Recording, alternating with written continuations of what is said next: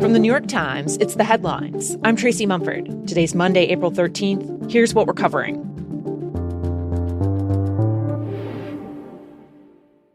The bad news is that we have not reached an agreement, and I think that's bad news for Iran much more than it's bad news for the United States of America. So, after almost a full day of closed-door negotiations this weekend in Pakistan, Vice President J.D. Vance emerged to announce that efforts to reach a peace deal with Iran had failed.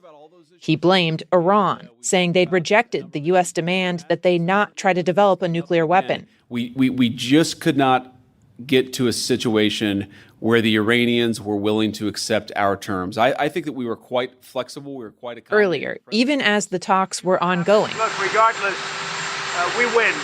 Regardless what happens, we win. President Trump had insisted it didn't matter if there was a deal or not. And by the time Vance was announcing that the negotiations had collapsed, Trump was at a UFC fight in Miami, watching the bloody cage matches alongside a bunch of his family members, Joe Rogan, and Secretary of State Marco Rubio. That was Saturday night. On Sunday, Trump announced that the U.S. Navy will start blockading the Strait of Hormuz. It's the latest head-spinning development for the crucial waterway. Iran largely cut off the strait as leverage when the war started, though it was supposed to reopen under the current temporary ceasefire. Now, the U.S. is cutting off traffic as a way to choke off the limited amount of Iranian oil and gas that was getting through. The Pentagon says the blockade will begin this morning on any ships coming or going from Iranian ports. Iranian officials have made clear they know this could drive up global fuel prices even more, and Iran's top negotiator seemed to taunt the U.S. online, posting, quote, "Enjoy the current pump figures. Soon you'll be nostalgic for $4 to $5 gas."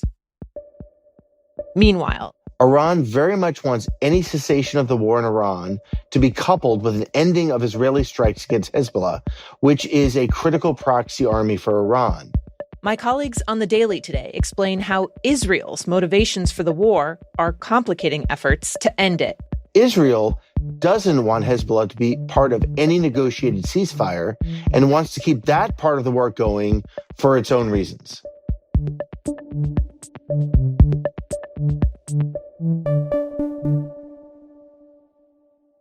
Választási eredmény, bár még nem teljes, de in elections in Hungary yesterday, Viktor Orban, Europe's most prominent right-wing populist, conceded the race.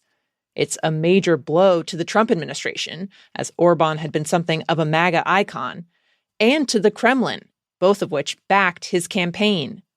A record-breaking number of Hungarians went to the polls, almost 80% of registered voters there. And as the results came in, crowds of mostly young people rushed into the streets to celebrate.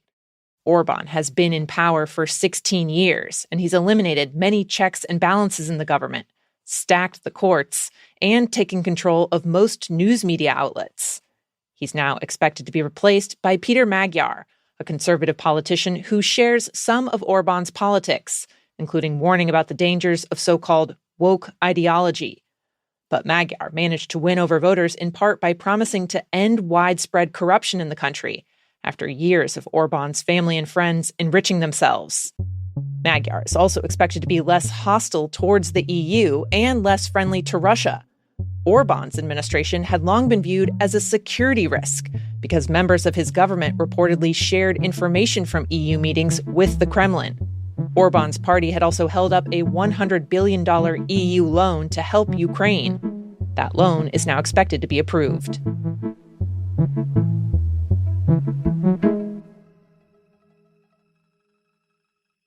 A little over a year ago, the Trump administration announced that they were going to force all transgender service members out of the military. It was a move that they said was needed to keep the military efficient and to save money. But what I found in my reporting is that a year later, it seems like the opposite has happened. My colleague Dave Phillips covers the Pentagon for The Times. The military went into this new policy with no plan of how to carry it out. And so my reporting showed that all sorts of highly skilled people in the military, people like doctors, lawyers, pilots, people that the government invested heavily in paying for their very expensive education, have been quickly dismissed without an obvious replacement. And even though they're not in their jobs anymore, they're still on the books. Many of them actually most of them, spent months and months on paid administrative leave, collecting a paycheck but unable to do their jobs. I spoke to one Navy chief named Parker Moore, who the Navy had spent years training to be a nuclear fission technician on an aircraft carrier. Essentially, their job was to oversee a whole team of people that made the heart of an aircraft carrier run. But very quickly, once the rules were announced, they were told to be put on leave. Now, the admiral in charge of this aircraft carrier said, "No, we need you," but the Navy put them on leave anyway. And that carrier, the Abraham Lincoln, left without Chief Moore and is now in the Middle East without a really critical nuclear reactor supervisor. In all, I talked to more than a dozen people while reporting this story, and they said that, yeah, this is a waste of talent, a waste of training dollars, a waste of years of experience, but also the cost goes much deeper than just money, right? These are people that wanted to serve their country, and now they're being forced to leave, which makes them feel like not only they're letting their comrades down, but that the government that they committed themselves to is betraying them.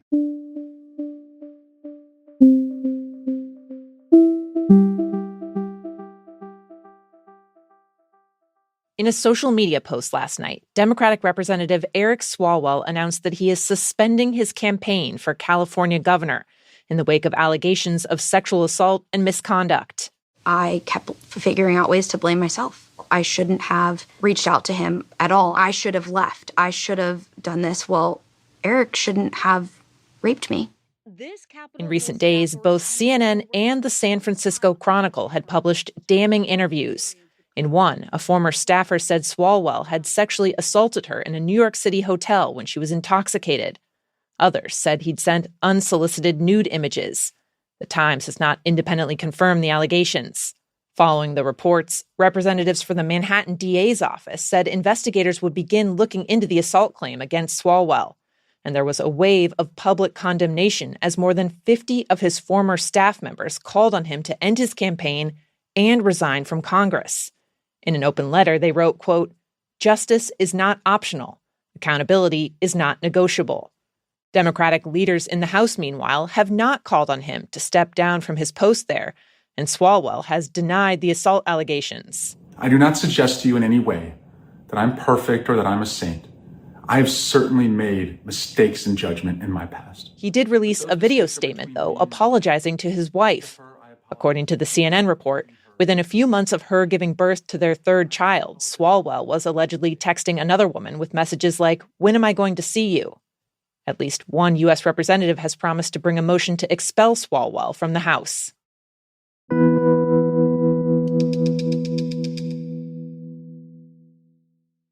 And finally, when I've gone to see these games, I've had to pass through security and be escorted down to the field, which is right in the middle of the prison yard.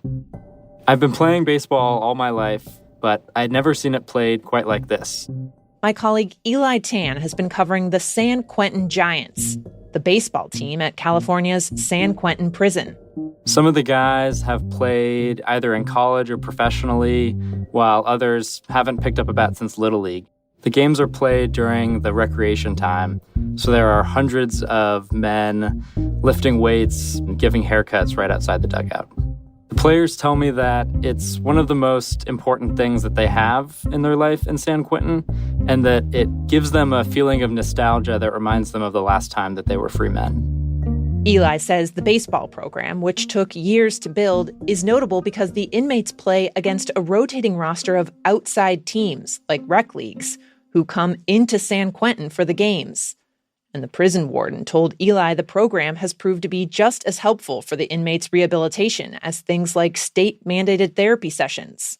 Since Eli first reported on the Giants back in the fall, he said he's heard from people all over the country who've wanted to help out and send equipment. He also heard from a California state legislator who is now pushing a bill to expand sports programming at prisons across the state. Next month, Eli is going back to San Quentin, not as a reporter, but as a player. His own men's team is going to play against the Giants. Those are the headlines. I'm Tracy Mumford. We'll be back tomorrow.